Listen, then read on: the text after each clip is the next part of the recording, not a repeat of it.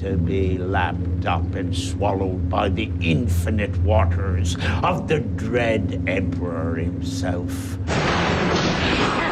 Hi guys, this is Richard. Welcome to another episode of E-Luminate. Today's guest is cinematographer Mejía. As a unit DP, he has also showcased his screenwriting and directing skill by winning our latest StoryForge contest. Today we'll get to know more about his process as a filmmaker and his winning script, Semana Santa. Now let's get into it.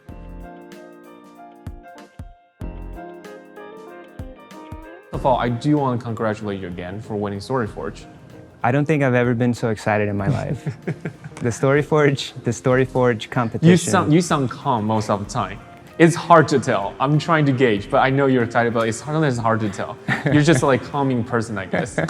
It felt like I was a politician and that I had a campaign to wake up in the morning and check the scores, so to speak, check the votes. I just never imagined that there would be such a hunger for these type of stories.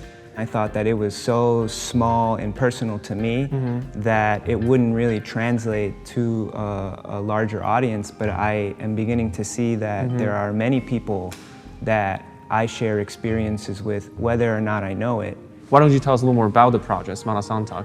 Semana Santa is a short film that is inspired on childhood experiences of mine. I grew up in a Mexican-American household here in Chicago in Logan Square. Learning how to pray the rosary was a big thing in my life. It is a sequence of prayers that are repeated over and over, and after a while it begins to take on this sort of meditative quality. And I had a really hard time as a kid to be present in that experience. In the world of Semana Santa, Junior is being exposed to religion on a level that he hasn't before. And it's strange, and it's new, and it's weird, and he goes through all kinds of feelings and emotions about it. And it's the process of discovery that we want to capture on film. Well, as a people of color working in the Chicago film industry, because for me it's personal, because as a minority working in the Chicago industry, film industry, like I'm pretty much the only minority owner of equipment house or of similar business in our industry. I don't see, based on my experience, I at least don't see other business like that. Have you ever experienced, any adversity or difficulties in that? When I reflect on being a person of color in this industry, I think about how nobody can pronounce my name. Not nobody. I mean, I don't want to make it seem like nobody can pronounce my name and boo-hoo. You know what I'm saying? But some people don't even try. I had one instance where a gentleman basically said, "Do you have a nickname? Because I'm not going to call you that." I think that's interesting because I have a similar thing, because a lot of Chinese names even hard to pronounce.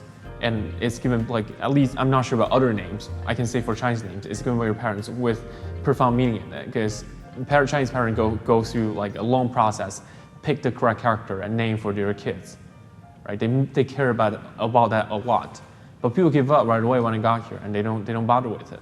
Just saying a person's name the way that they want you to say their name is the smallest step you can take to letting that other person know that you have the smallest amount of respect for them.